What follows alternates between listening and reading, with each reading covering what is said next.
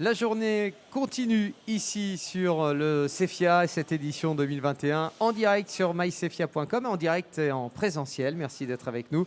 Du public, cela fait du bien. Je suis avec Éric Martin. Oui, j'ai mon masque d'ailleurs, je vais pouvoir l'enlever puisqu'on est sur scène. Voilà, ça va être mieux comme ça. Éric Martin, bonjour. Bonjour. Voilà. Avec le micro, c'est encore mieux. Deux parties dans cette conférence, le jumeau numérique dans l'agroalimentaire. Et il y aura une série de questions-réponses juste après cette première partie. Deuxième partie, la cybersécurité industrielle. On est tout oui. J'ai mon Bluetooth qui est allumé. Je vais l'éteindre dès maintenant. Il y a un risque. On en parlera en deuxième partie. C'est à vous. Bien, bonjour mesdames, messieurs. Donc, je voulais vous parler ce matin en fait de deux volets du digital, donc de l'industrie 4.0, et donc avec un champ particulier dans l'agroalimentaire, mais avec ce volet de l'usage et de l'intérêt que l'on puisse avoir à exploiter nos data lakes d'un côté, et puis ce qui peut être éventuellement reproché par moment, à savoir est-on sécure lorsque l'on a, je dirais, une entreprise un peu plus digitale. Donc premier volet, le jumeau numérique dans l'agroalimentaire. Alors j'espère que ça va marcher. Oui, ça marche. Bien, alors, donc le premier sujet, c'est d'accord pourquoi le numérique dans tout type d'industrie, agroalimentaire comprise. Eh bien, il s'agit d'augmenter la performance d'une part, donc en faire en sorte qu'on soit tourné vers le client, de personnaliser avec des productions de masse, d'avoir plus de qualité, plus de traçabilité des produits, d'avoir un retour expérience client, donc un certain nombre de sujets pour lesquels le digital permet d'accumuler un savoir. Et puis d'introduire aussi de l'intelligence capable de s'adapter à des aléas, donc faire de la maintenance prédictive par exemple, ça fait partie de l'introduction du digital sur le sujet de la performance. On a aussi d'autres enjeux comme l'agilité, d'être connecté, donc de pouvoir répondre aux clients, aux fournisseurs, de s'adapter à ce qui va se passer autour de nous dans ce qu'on appelle l'usine étendue, d'être flexible, d'être agile, donc d'être capable d'introduire de nouveaux produits dans une chaîne avec un temps minimum d'adaptation des lignes par exemple. Et puis aussi, on a l'enjeu de la responsabilité, d'être durable, économe en ressources, voire autonome. Donc ça fait partie aussi d'autres enjeux RSE. De fabriquer au plus juste, au sens du lean, par exemple, et puis d'être centré sur l'humain, c'est-à-dire d'avoir une organisation qui permette à l'homme, au sein de l'atelier de production, d'être dans une organisation collaborative et pas uniquement dans une organisation qui pourrait être comprise comme subie. Alors, on a un certain nombre de rapports qui vont traiter. J'ai repris ici l'extrait de rapport de l'Alliance Industrie du Futur, donc, qui a fait des analyses par secteur d'activité et donc qui nous disait que dans le domaine de la valeur ajoutée du secteur alimentaire français, eh bien, on a effectivement une croissance avec un certain nombre de facteurs qui sont la demande, qui sont l'offre qui est incertaine, des frontières qui se gomment, c'est-à-dire qu'on est dans une concurrence étendue, une pression sur les prix, vous les connaissez, des réglementations croissantes également, des révolutions technologiques à introduire au sein de l'entreprise. Et toujours pour parler du numérique, un repère, alors certes il date d'il y a quelques années déjà, de 2017, mais était de savoir dans les grands domaines technologiques au sein des différents secteurs industriels, comment on a mesuré l'introduction. Donc on regardera ici en vert le secteur de l'agroalimentaire avec une introduction plutôt correcte de la robotique et cobotique, un peu en retrait sur les machines intelligentes, bien introduit au niveau de la réalité augmentée, bien sûr la fabrication additive est peut-être un peu moins dans le sujet, l'utilisation du prédictif dans le cas des big data, mais alors un vrai retard sur le domaine des maquettes numériques, c'est un sujet pour lequel je vais revenir à travers nos jumeaux numériques. Enfin, toujours dans ce rapport sur l'industrie 4.0, quels sont les éléments que l'on peut avoir dans les différentes technologies numériques dans l'industrie agroalimentaire entre le côté valeur ajoutée, ce que peut apporter cette technologie, et puis le côté complexité de mise en œuvre.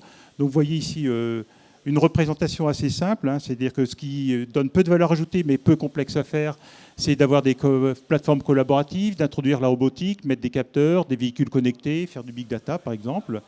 Ce qui est un peu plus complexe à mettre en place, c'est de manière opportuniste la cobotique, la réalité augmentée. Et puis on va retrouver d'autres secteurs, ce qui donne une grande valeur ajoutée et qui n'est pas si complexe que ça à mettre en œuvre. Ce sont les objets et les matériaux connectés, l'analyse prédictive à travers le big data. C'est un des sujets pour lesquels je vais revenir à travers le thème du jumeau numérique. Donc il s'agit de à travers ça, de placer en quoi le jumeau numérique est une des composantes technologiques qui intervient dans les enjeux de l'entreprise agroalimentaire en particulier. Alors, qu'est-ce que le jumeau numérique? C'est une question que vous me posiez tout à l'heure. C'est quoi? On va reprendre différentes phases en fait, d'évolution de ce côté numérique. Tout au début, les premières industries ont commencé à faire un double physique. C'est-à-dire, en fait, on va avoir le produit, le process, on va le dupliquer, on va étudier et analyser comment se comporte le process, comment se comporte son double.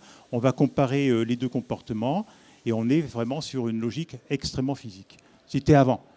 Après, on va rentrer dans la première phase qui est le miroir numérique. C'est-à-dire qu'en fait, on va retrouver un ensemble de modèles qui sont associés à notre produit ou à notre process. On va faire tourner ces modèles, on va analyser, par exemple, des éléments de résistance. Je vais parler l'exemple de la chaise. Vous avez une chaise ici.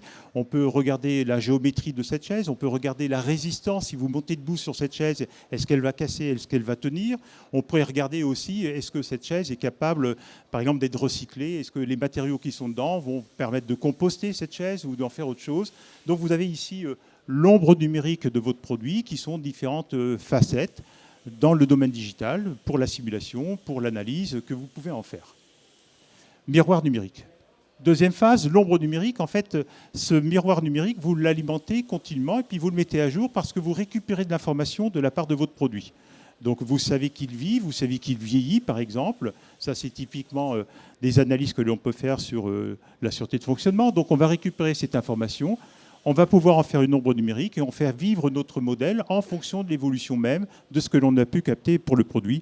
Et donc, sur le système cyberphysique, eh bien, on va intégrer complètement de manière dynamique à la fois le produit et son ombre. On va les connecter dans les deux sens et on va en faire quelque part un jumeau numérique avec donc ces deux propriétés, un ensemble de modèles interagissant avec le domaine physique. Alors, dans notre approche pour la conception du jumeau numérique, le premier point, c'est bien sûr de commencer à collecter les données qui existent. Les données qui existent aujourd'hui à travers les logiciels de gestion, les MES, les MRP, les CRM, les SCADA, enfin on peut en mettre un certain nombre. On a énormément de données qui peuvent être produites dans le domaine de l'usine numérique. Et donc on va avoir pour objectif de connecter cette ombre numérique aux différentes bases de données pour pouvoir associer différents modèles, différentes données à cette collecte. Deuxième phase, c'est de pouvoir connecter l'objet. C'est-à-dire qu'on va relier notre objet soit avec les connecteurs qui sont autour de l'automatisme, soit à travers les IHM, soit à travers des IoT. Et donc, on va récupérer cette connexion entre l'objet et son ombre numérique, hein, donc avec les différentes technologies qui peuvent être aussi du cloud si on en a besoin. Le troisième domaine, c'est d'arriver à définir une architecture de service des données. C'est-à-dire qu'il va falloir ensuite naviguer à l'intérieur de ces données pour pouvoir chercher des informations là où elles sont effectivement mémorisées et stockées. Et donc, on va permettre d'avoir cette fois-ci une architecture du jumeau numérique qui va mettre en cohérence cette capacité à rechercher de l'information qui a été construite, qui a une sémantique à l'intérieur de l'ensemble de notre architecture. Typiquement, aujourd'hui, des modèles comme le modèle RAMI sont en cours de gestation au niveau de l'industrie 4.0, notamment en Allemagne, pour trouver des architectures de services multinormes, hein, capables d'aller chercher de manière générique l'ensemble de ces informations. Après, il s'agit de définir les usages. Donc, bien évidemment, on a récupéré des données, on les a rendues cohérentes, on est capable d'aller les rechercher, on est capable d'aller croiser de l'information. C'est une architecture. Et la phase suivante est de pouvoir dire ce que l'on va pouvoir en faire. Et donc, dans ce que l'on peut en faire, c'est faire du data mining, faire du machine learning, du deep learning, être capable de faire de l'analyse, donc aller rechercher à travers cette information des analyses, par exemple. Après l'usage, on va donc se retrouver dans une dernière phase, hein, qui est cette fois-ci de pouvoir construire l'application ou le niveau applicatif de nos données. On a fait des usages. Qu'est-ce que l'on veut comme application? Par exemple, nous avons besoin de faire de la maintenance prédictive. C'est une application qui va nécessiter des usages du type deep learning, par exemple, après, à travers la récupération des différentes données dans nos modèles. Et donc, on arrive à cette architecture globale dans laquelle il y a l'objet entouré de ses actionneurs, des IHM, des capteurs, de l'ensemble des données qui figurent dans les progiciels, celles qui viennent des différents capteurs, de cette architecture de service et d'une architecture d'usage avec plusieurs jumeaux, un ou plusieurs jumeaux du produit, qui peuvent d'ailleurs être des jumeaux associés aux différents stades de vie du produit, la conception, l'usage, la fin de vie du produit, par exemple. Alors, revenons sur notre approche de manière intégrée. Au cœur du système, c'est le produit ou le process. Vous avez d'une part l'ensemble des données et des modèles, ce qu'on va appeler par la suite le patrimoine numérique. On a une quantité d'informations dans les données de l'usine 4.0 qui est considérable. On va ensuite commencer à traiter ces données par un ensemble d'usages autour du jumeau numérique. Et on va finir dans un troisième temps sur les champs d'application, par exemple construire, par exemple former, organiser, produire. Ce sont des champs d'application dans lesquels ces informations vont nous être utiles. Revenons sur une focale autour des usages. D'abord dans le passé, quelle était la description que l'on peut avoir? Que s'est-il passé? Que se passe-t-il à travers les données? Ou un diagnostic? Pourquoi cela s'est-il passé? Pourquoi cela se passe-t-il encore? Au niveau de ce que l'on va faire dans l'avenir, c'est d'abord la prévision, à savoir que va-t-il pouvoir se passer, puis la prédiction, que peut-il se passer, ou enfin de la prescription, que devrait-il se passer ou que puis-je faire à partir des données que j'ai pu mémoriser dans l'ensemble de mon jumeau. Les usages, on va les classer sur un certain nombre d'usages. D'abord le champ de l'analyse. On remonte des données, on les transforme en KPI, qui sont nos indicateurs de performance. Et donc on va mesurer ces indicateurs de performance pour identifier, comprendre les fonctionnements, voire les dysfonctionnements que l'on a pu avoir au niveau de notre usine. La simulation de performance pour la conception, dans les différentes phases d'organisation, pour l'implémentation, pour les scénarios, pour l'agilité, l'optimisation, donc des performances de flux, par exemple, de l'organisation, des méthodes, des ressources. Ce que l'on va parler ensuite, c'est le sujet de la cognition. Donc, grâce aux outils d'analyse et d'intelligence artificielle, on va prédire un certain nombre de modèles, on va permettre de proposer des adaptations. La conceptualisation, c'est le rapport à la compréhension de l'homme dans l'usine holonique. Donc, comment on va pouvoir rentrer une information ou transmettre une information, ce qu'on appelle aussi la transparence informationnelle de l'homme au travail par rapport à son environnement digital. Il ne s'agit pas d'aligner des 0 ou des 1, on l'a bien compris, mais il s'agit de trouver une manière de présenter cette information. Et puis la collaboration, enfin le numérique, c'est un support pour arriver à rentrer, je dirais, cette dualité de travail entre l'homme et son environnement.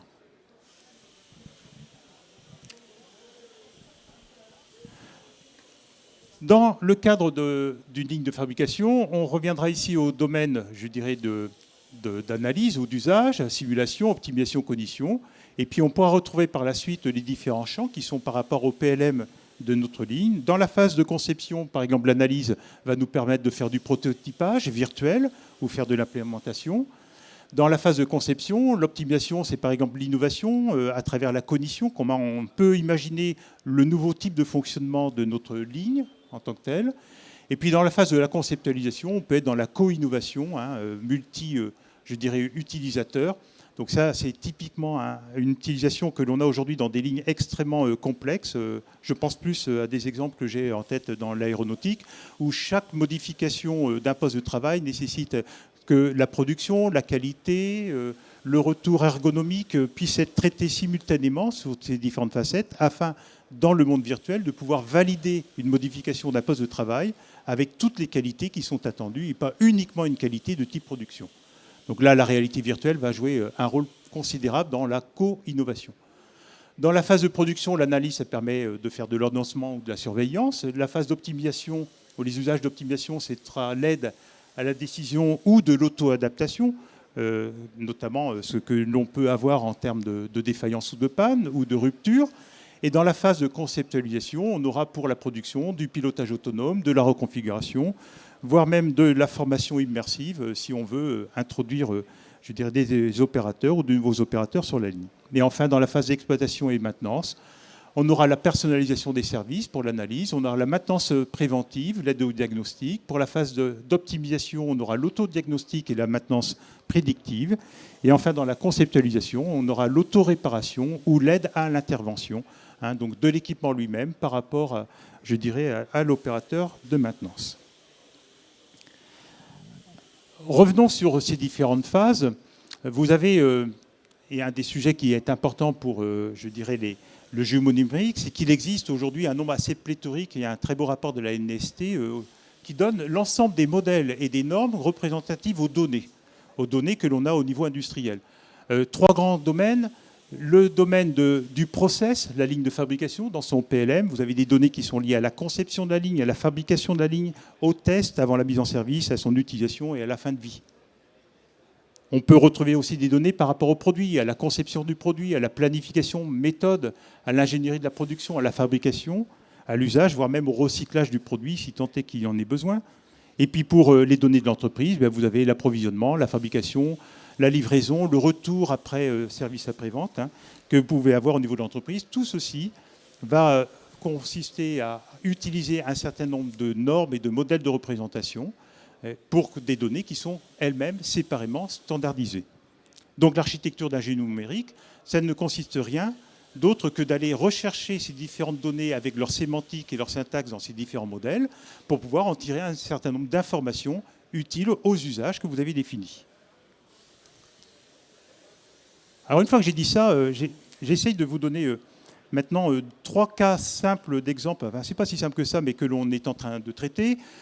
Premièrement, le cas d'une reconfiguration de ligne de production. Alors ça, c'est plutôt un cas pédagogique que l'on fait en école d'ingénieur. Savoir, vous avez ici une architecture, vous avez 2 machines qui communiquent à travers soit un convoyeur, soit un AGV. Et vous avez ensuite, dans le cadre du modèle RAMI, les modèles de chacun de ces 4 éléments qui sont sur notre architecture. Donc vous avez les modèles de communication de la machine 1, de la machine 2, du convoyeur et de notre AGV. Et puis dans le scénario, eh bien, vous allez avoir le scénario, si le convoyeur est inactif, alors l'AGV est actif. Et si le convoyeur, je dirais, est actif, alors l'AGV n'est pas actif. On peut avoir aussi des KPI sur le taux d'utilisation des machines 1 et des machines 2. Donc vous rentrez les modèles et vous êtes capable, en termes d'analyse, d'avoir une idée de performance de l'ensemble du système avec différents scénarios d'usage qui peuvent être par moment le convoyeur, par moment l'AGV, par moment la production sur la machine 1, la production sur la machine 2.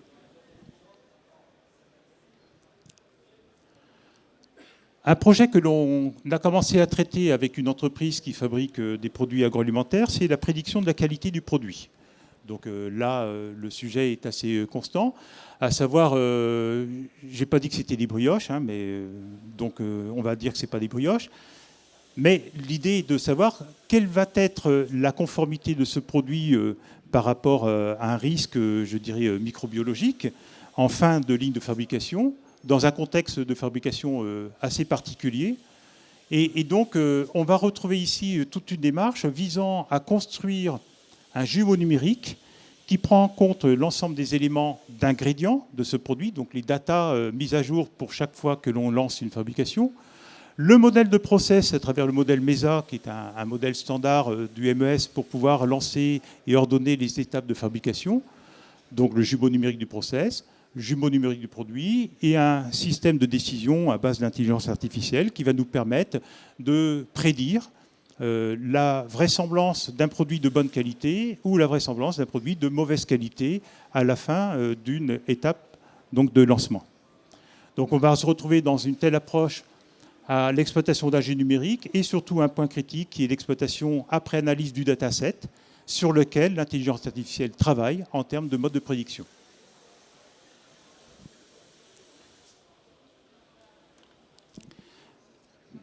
Autre application dans laquelle nous sommes lancés aujourd'hui, c'est la maintenance prédictive. Donc on a ici un ensemble de machines qui sont pilotées par un SCADA, donc un ensemble d'automates programmables, sur lesquels sont rajoutés des capteurs d'environnement qui vont permettre d'avoir par exemple des vibrations ou des températures. Et là encore, on va se retrouver avec la fabrication du modèle de l'automatisme d'une part, du dataset de performance de l'ensemble de nos machines. Et à partir de ce dataset, on a un système de décision à base d'intelligence artificielle qui permettent de faire, après apprentissage et test, de la prédiction donc, de défaillance de toute partie de ce système automatisé pour pouvoir faire donc, ces opérations de maintenance prédictive. Donc voilà quelques éléments sur le jumeau numérique. C'est d'abord des données de l'industrie 4.0 qui forment un véritable patrimoine numérique. Ce patrimoine va être exploité si l'entreprise définit sa stratégie, ce que l'on veut en faire, sa productivité, l'agilité, la qualité, la durabilité. C'est bien un enjeu stratégique industriel. Et le jumeau numérique, c'est une technologie pour l'exploitation systémique des données qui ont été créées et qui sont dans ce patrimoine en vue de satisfaire cette stratégie. Donc je reprends, stratégie, application, usage et modèle. C'est une définition qui commence par la stratégie de l'entreprise. Voilà, je vous remercie de votre attention avec cette petite page de promotion donc, de 2 ouvrages, L'usine du futur, 2e édition qui vient de sortir, et le jumeau numérique qui est sorti il y a maintenant 1 an. Voilà pour cette première partie, le jumeau numérique. Place aux questions si vous en avez. Pour l'instant, tout le monde se regarde. Oui, j'arrive.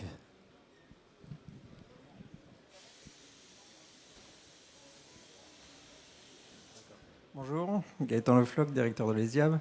J'ai une question concernant la timeline présentée au démarrage sur l'évolution de l'usage de questions du jumeau numérique avec, pour demain, la prévision. On était un peu en amont de cette prévision. Est-ce que c'est quoi l'échéance de temps en fait pour arriver au bout de cette timeline et tout ce qui a été présenté là? Donc, alors que je retrouve bien l'endroit où j'étais, la prescription, ce qu'on appelle le jumeau cognitif, les choses avancent très vite. La maîtrise des outils d'intelligence artificielle, ce que je dis à mes étudiants, aujourd'hui, vous avez des bibliothèques Python. Vous n'allez pas réinventer un réseau de neurones pour faire de l'intelligence artificielle. Alors, on peut faire mieux, c'est un sujet de recherche, mais on peut aussi exploiter sur l'étagère des outils qui existent. Vous avez des gens aujourd'hui qui vous vendent des environnements qui, partant des data MES, sont capables d'avoir l'ensemble des outils pour faire de la data science, retrouver les corrélations d'informations, être capable d'exploiter celles qui sont les plus significatives, les rentrer en termes de phase d'apprentissage, en phase de test et en phase ensuite de prédiction. Donc les choses vont très vite. D'ailleurs, nous-mêmes, on utilise ce genre d'outils industriels. Et donc, on va très vite de la phase de prédiction à la phase de prescription. On a une capacité de calcul qui est phénoménale. Après, la grande difficulté, c'est de trouver le bon compromis entre ces téraoctets qu'on génère en permanence à l'intérieur de l'entreprise et le volume absorbable aujourd'hui par un système d'intelligence artificielle en termes de quantité. Donc, il faut trouver la bonne dose d'informations pertinentes pour avoir quelque chose qui fonctionne de manière réaliste. Donc, on peut en faire des usages de prédiction. Et comme je disais, tout dépend de ce qu'on veut faire au niveau de l'entreprise. Si on veut faire de la qualité, si on veut faire de la maintenance, si on veut faire du comportement client.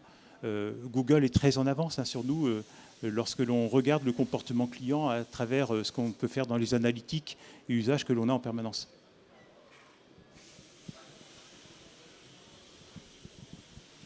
D'abord madame et ensuite monsieur. La galanterie.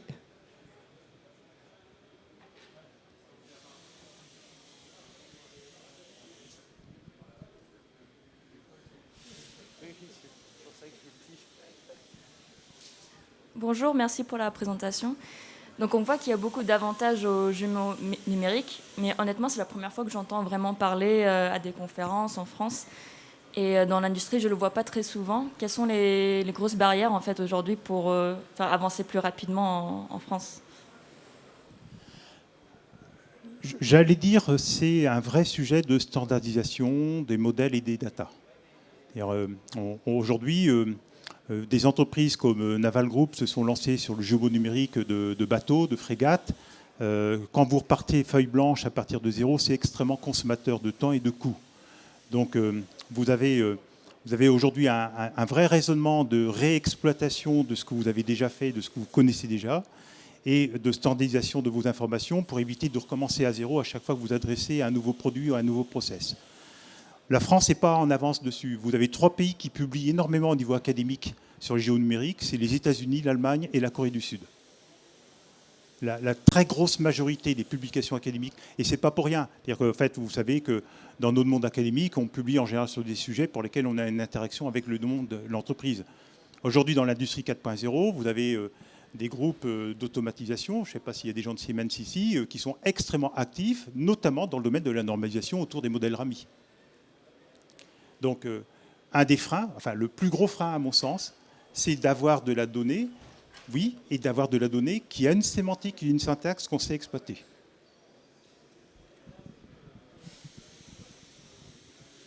Bonjour, Stéphane Crépet, Productis, éditeur de MES. Les systèmes qui sont annoncés, donc le jumeau numérique et à la fois l'intelligence artificielle qui permet d'avoir de la prédiction, est-ce qu'on doit les placer en l'air, dans du SaaS, à l'extérieur, avec des puissances de calcul, ou est-ce qu'on peut les mettre par terre, juste à côté, avec des gros réseaux cette fois-ci, et peut-être moins de puissance de calcul? Est-ce qu'il y a un modèle aujourd'hui qui est défini, et est-ce que demain va changer les choses?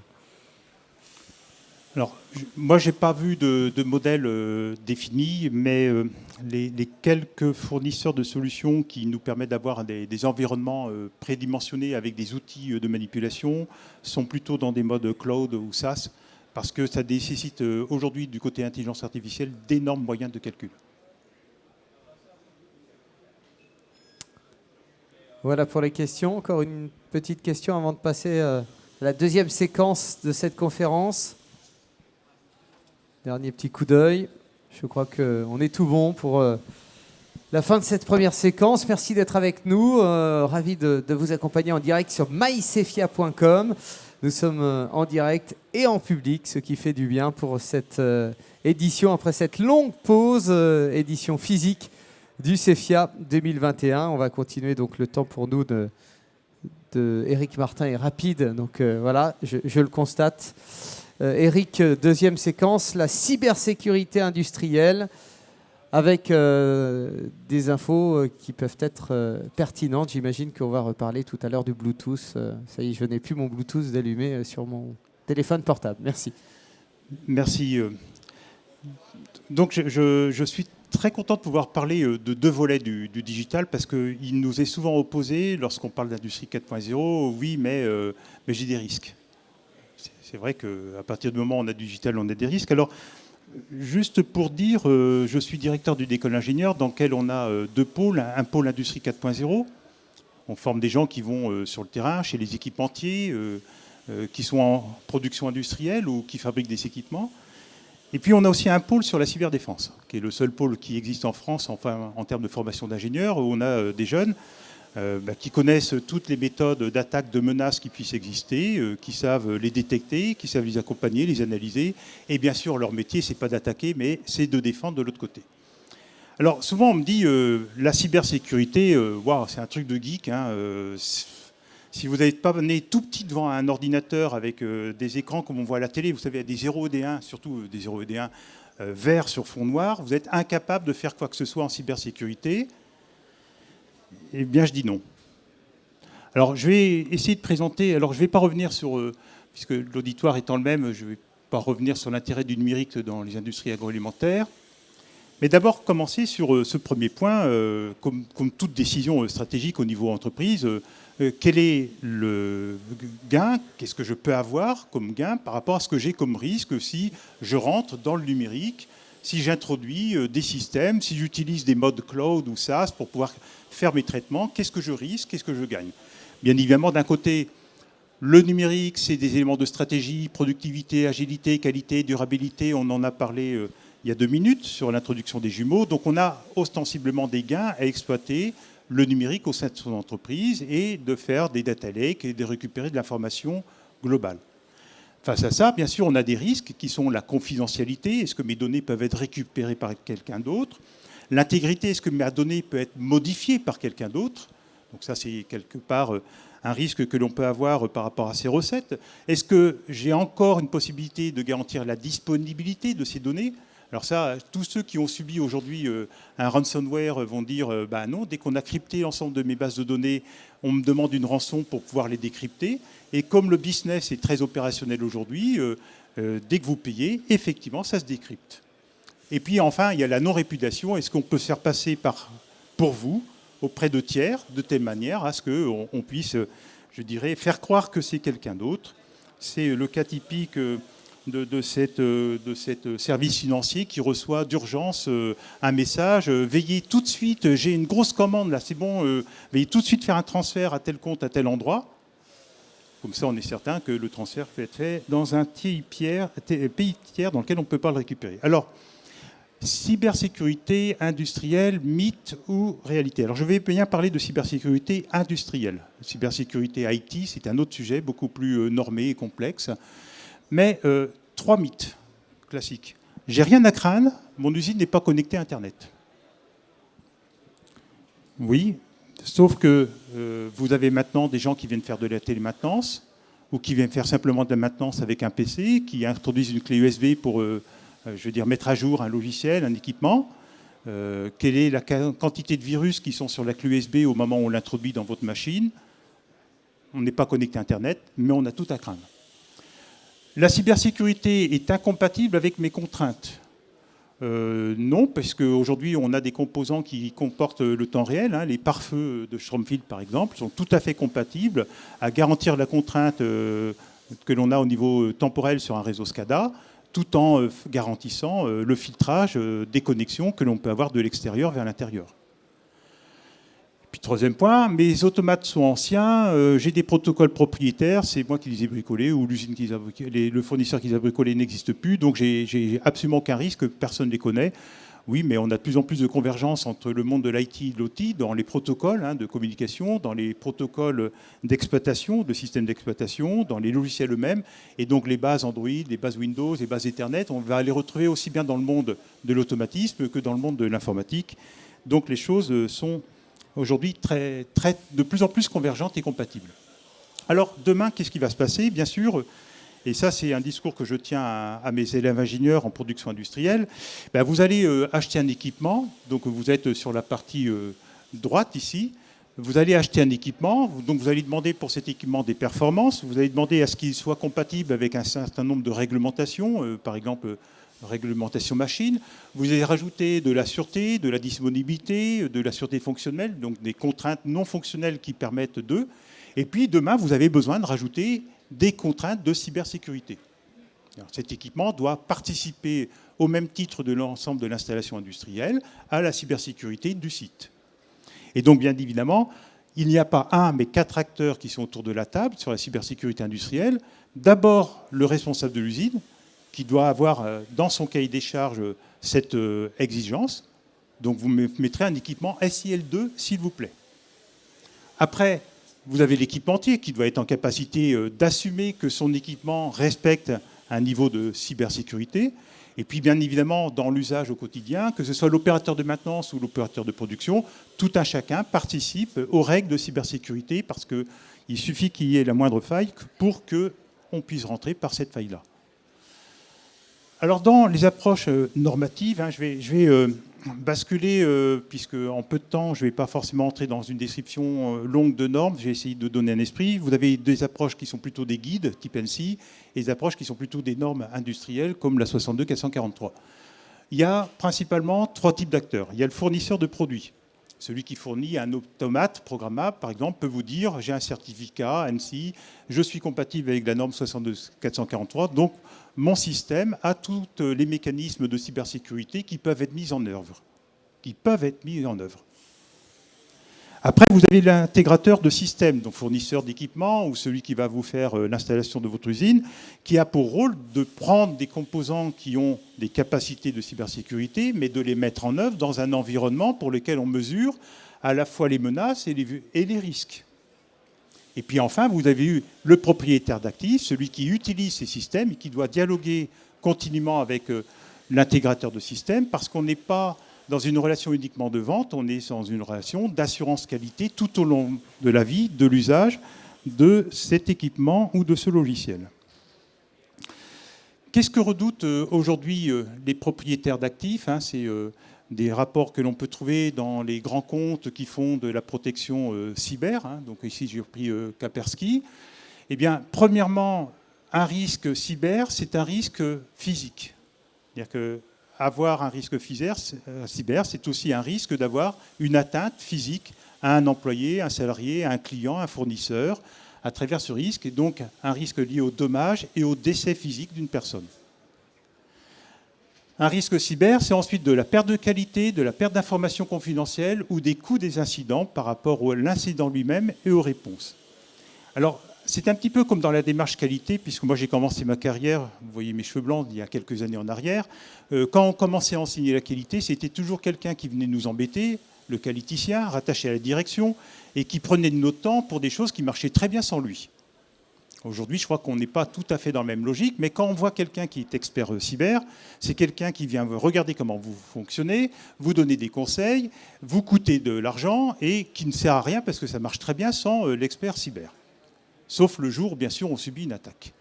Alors parlons de coûts. En fait, là, c'est un rapport de Deloitte. Vous avez des coûts apparents et des coûts cachés. Et donc, une attaque, c'est l'enquête technique, c'est l'information client, des partenaires, c'est la sécurisation des données, c'est la reprise des données. Et puis, vous avez des coûts cachés, c'est l'assurance qui va augmenter, c'est la dette, c'est l'interruption d'activité, c'est la perte de confiance des clients que l'on peut avoir après une attaque.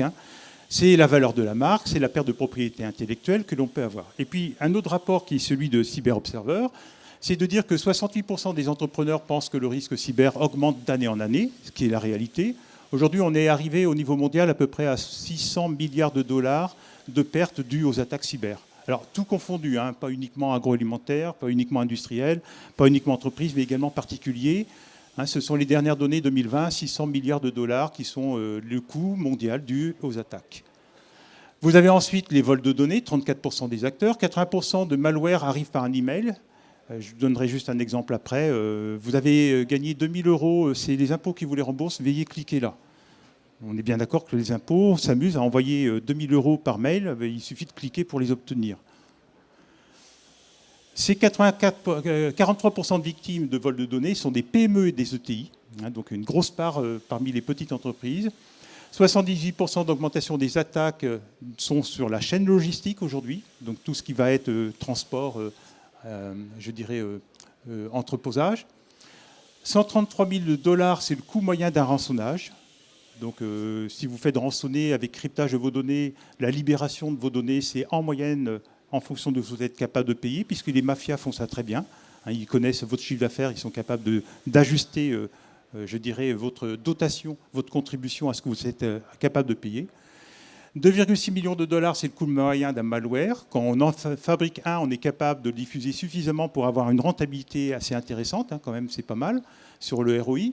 Et 2,9 milliards de $, c'est le coût moyen des vols de données que l'on peut avoir sur une année. Alors tout commence par la menace. Une attaque cyber, c'est d'abord quelque chose qui nous menace. Après, bien sûr, la menace n'existe ou n'a de sens que s'il y a une vulnérabilité. Donc si vous avez mis un château fort avec des douves, vous êtes moins vulnérable, donc quelle que soit la menace, il y a moins de risques. Donc la probabilité est peu faible. Après, vous allez avoir l'impact, c'est comme dans une ADDEC, si l'impact est peu important, tant pis s'il y a une attaque cyber. Si l'attaque est très importante, si l'impact est important, alors vous êtes cette fois-ci dans la mesure de risque. Ce qu'il faut voir, c'est que l'exposition du système d'information industrielle provient majoritairement de personnel dans les locaux. Alors, je n'ai pas dit que c'était mal intentionné, mais c'est les attaques type Stuxnet. On a trouvé une clé USB par terre sur le parking, on vous l'a donnée, et puis dedans, il y a un malware. Donc vous l'avez, super, on a de quoi mettre un film dessus, on le met sur son PC à la maison, on ramène le PC de la maison au travail, et puis évidemment, on introduit ce virus à l'intérieur du système. Donc, ce sont les personnels dans les locaux de l'entreprise ou des personnels qui sont extérieurs à l'entreprise, de passage, nettoyage, stagiaires, que sais-je encore. Et puis après, vous avez la capacité de la menace. Évidemment, pour les personnels qui sont en interne, la capacité est plutôt faible. Ça dépend de ce qu'ils ont pu récupérer. Vous avez le cyberdélinquant, il y en a de moins en moins. Des organisations concurrentes, ça s'achète, ça, aujourd'hui, auprès de systèmes mafieux. Vous pouvez dire, tiens, lui, il ne me plaît pas, donc vous allez l'attaquer. C'est pas bien, c'est puni par la loi. Les organisations cybercriminelles, donc là, il y a un vrai business. Vous avez vu les chiffres d'affaires que peuvent développer un ransomware, par exemple. Et puis, vous avez ensuite les États tiers, parce que maintenant, on est dans la cyberattaque mondiale. Il paraît que les Australiens, l'été dernier, ont eu une attaque de l'ensemble des systèmes d'information gouvernementaux. Et d'après certains experts, ça viendrait d'un certain pays d'Asie. Alors, ce que je voudrais dire, c'est que le premier principe à retenir, c'est que la cybersécurité industrielle ou la cybersécurité en général, c'est d'abord un principe de défense en profondeur. C'est-à-dire, la défense en profondeur, c'est savoir ce que l'on possède. On détermine nos biens, on détermine nos objectifs de sécurité. Tel bien, s'il se fait attaquer, c'est pas grave. Tel autre bien, s'il se fait attaquer, c'est vital. L'entreprise s'en sortira pas. Telle base de données est vitale. Telle autre n'a aucune importance. Enfin, si, elle a d'importance, sinon on ne l'aurait pas. Mais je veux dire, si on perd les données, on saura se débrouiller pour. Donc vous avez des normes de SI qui peuvent exister autour de la 27000 qui vont vous permettre de déterminer la nature des données, leur criticité, etc. Après, il faut avoir une vue de l'architecture générale du système d'information industriel. On doit choisir les organisations, choisir les technologies, choisir les procédures d'utilisation de ces différentes technologies. Et donc c'est là où on rentre dans le cadre de la PSSI, donc la politique de sécurité du système d'information industriel. Donc on doit l'écrire. On doit dire j'ai une politique de sécurité au niveau de mon installation. Troisième étape, c'est une politique de défense. Une fois qu'on a écrit sa politique de sécurité, la politique de défense est très simple. C'est d'abord comment on coordonne sa défense. Combien de gens, c'est une question que je pose souvent à mes étudiants, combien de gens vont régulièrement voir dans les journaux de l'antivirus ou du pare-feu que vous avez sur votre PC portable ce qui s'est passé? Personne. Alors évidemment, soit vous avez une société spécialisée qui remonte les logs et qui sont capables de faire une analyse, c'est leur boulot. Soit vous avez tous ces pare-feux, ces systèmes antivirus et autres qui traînent dans un coin, quel que soit l'endroit, un automate ou autre, qui font des alertes. Attention, on est en train d'essayer de tenter une intrusion avec un mot de passe, une fois, deux fois, trois fois, quatre fois, cinq fois. On ne le regarde pas, c'est pas grave, ça passe à côté. Et puis le deuxième sujet, c'est de la planification. C'est-à-dire, typiquement, on doit écrire un plan de continuité d'activité. C'est-à-dire, qu'est-ce qui se passe si mes bases de données ne sont plus utilisables? J'ai un plan de continuité d'activité, ça se fait avant l'attaque, et un plan de reprise d'activité, ça se fait pendant la phase de retour au normal après l'attaque. Et puis, vous avez enfin les éléments de qualification en profondeur, de défense en profondeur, c'est-à-dire on peut aller aussi sur la qualification, l'homologation, faire reconnaître en fait que son système est de confiance. Ce n'est pas obligatoire, mais ça fait partie du sujet.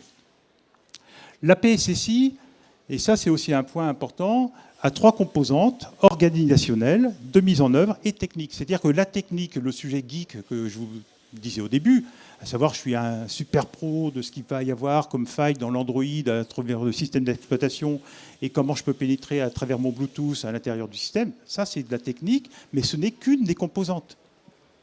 On peut le traiter avec des gens qui sont spécialistes de la technique. Par contre, les systèmes organisationnels, ça touche tout un chacun au sein de l'usine. Pas uniquement celui qui est spécialiste de la technique. Les principes de mise en œuvre, les aspects humains, la planification des conditions d'activité, la gestion des incidents, la formation de tout un chacun, ce sont des principes d'organisation qui touchent tout le monde.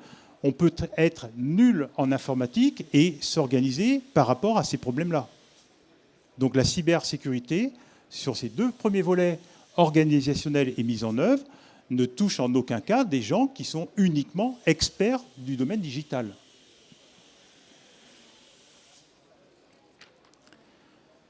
Alors très rapidement, je le disais tout à l'heure, deux grandes classes en termes d'approche.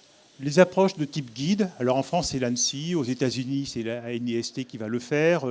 Vous allez au niveau européen, c'est l'ENSA qui le fait. Enfin, vous avez un certain nombre d'agences qui sont là pour éditer régulièrement des guides. Et pour l'ANSSI, en fait, on définit au niveau national trois grandes classes de systèmes de production industrielle.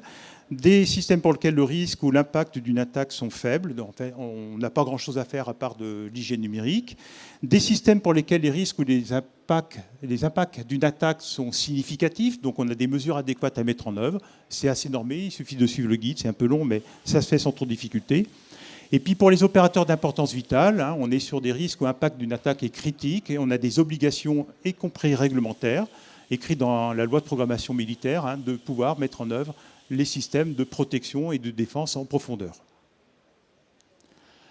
Si on approche une autre dimension plus normative, c'est un ISO IEC 62443 ici, donc on a 4 niveaux de sécurité, c'est ce que je vous disais tout à l'heure. On va avoir du PL1 au PL4. Le PL1, c'est un système qui va résister à une menace occasionnelle qui arrive sans intention particulière au PL4. C'est une violation intentionnelle avec des moyens sophistiqués et des ressources étendues pour pouvoir vous attaquer. En clair, c'est un État étranger qui a décidé de rentrer chez vous. Ou national, hein, peu importe.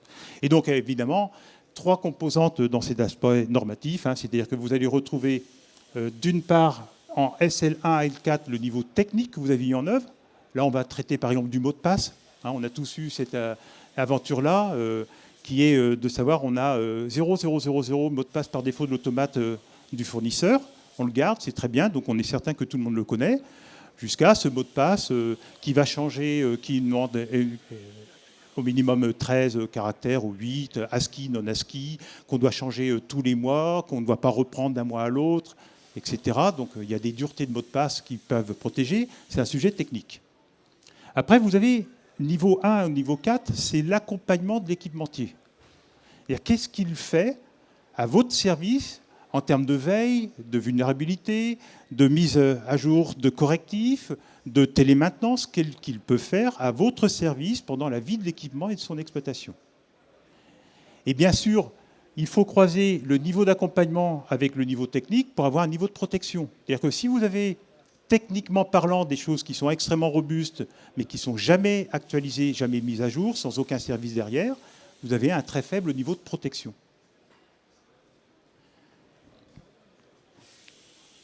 Donc pour l'ANSSI, quelques guides, les mesures principales, les mesures détaillées, les exigences pour les prestataires de services, et notamment pour ce qui va être de la maintenance, et puis pour ceux qui veulent aller plus loin, l'homologation du système industriel, par exemple. Dans les mesures détaillées des chapitres très simples, vous avez 5 chapitres sur les mesures organisationnelles et 4 chapitres sur les mesures techniques.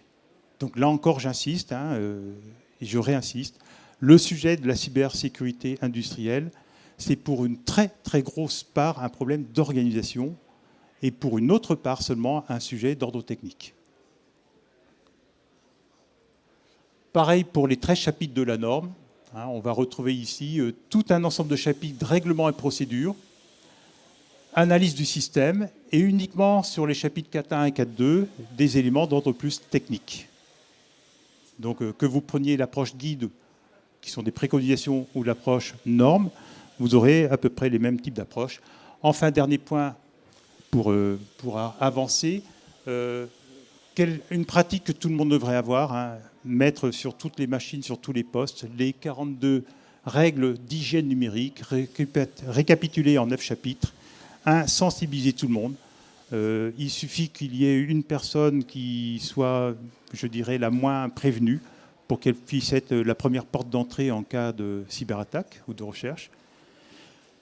Connaître son système, authentifier et contrôler les accès, donc limiter les droits, sécuriser les postes de travail, sécuriser le réseau, sécuriser l'administration du réseau, gérer le nomadisme. Le nomadisme n'est pas interdit, avoir du cloud, avoir des appareils mobiles, c'est en aucun cas interdit, ça se gère tout simplement, comme tout. Maintenir le système d'information à jour et puis surtout superviser, auditer, réagir, c'est-à-dire faire de la défense et pas uniquement de la cybersécurité. Voilà, donc pour le deuxième volet, sachez que votre patrimoine numérique, vous êtes tout à fait à même de pouvoir le sécuriser. Merci. Éric Martin qui est avec nous donc pour cette deuxième partie. Vous avez le droit de l'applaudir, on en profite. Nous sommes en présentiel et à la fois en direct sur mycefia.com avec cette deuxième partie, la cybersécurité industrielle. Est-ce que vous avez des questions à ce sujet ?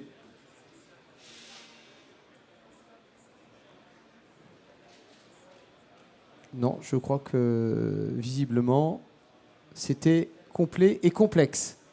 Voilà, c'est pas facile de mettre en place quand on voit ces 9 étapes importantes, quand on a des équipes, même au sein d'une famille, c'est pas simple. C'est pas simple, mais c'est comme la qualité. Tout le monde peut s'y mettre. Je fais un fort parallélisme entre la qualité et la cyber.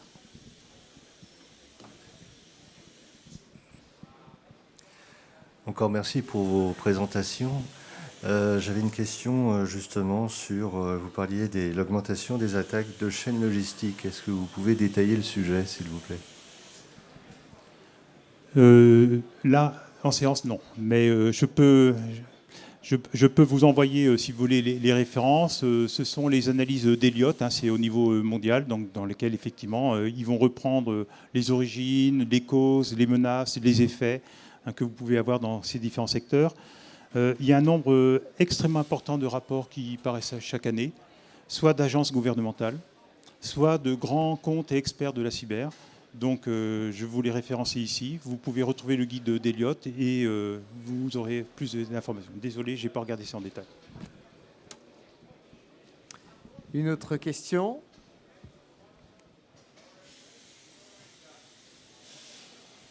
Une fois, deux fois, trois fois, ça me paraît bon. Merci beaucoup. Merci pour ces informations précieuses. Éric Martin pour cette conférence. Avant de vous lever, oui, vous pouvez l'applaudir encore. Merci Éric Martin. Surtout qu'à la base, vous étiez deux, hein, avec Nathalie Julien. Vous avez fait le travail pour deux. Vous avez très bien travaillé. Merci. Merci beaucoup. Dans quelques instants, nous allons poursuivre. Avant que vous vous leviez, rendez-vous dans quelques minutes pour l'intelligence artificielle au service du climat. Au service de la résilience au changement climatique dans l'industrie agroalimentaire. On se retrouve dans quelques instants. À tout de suite.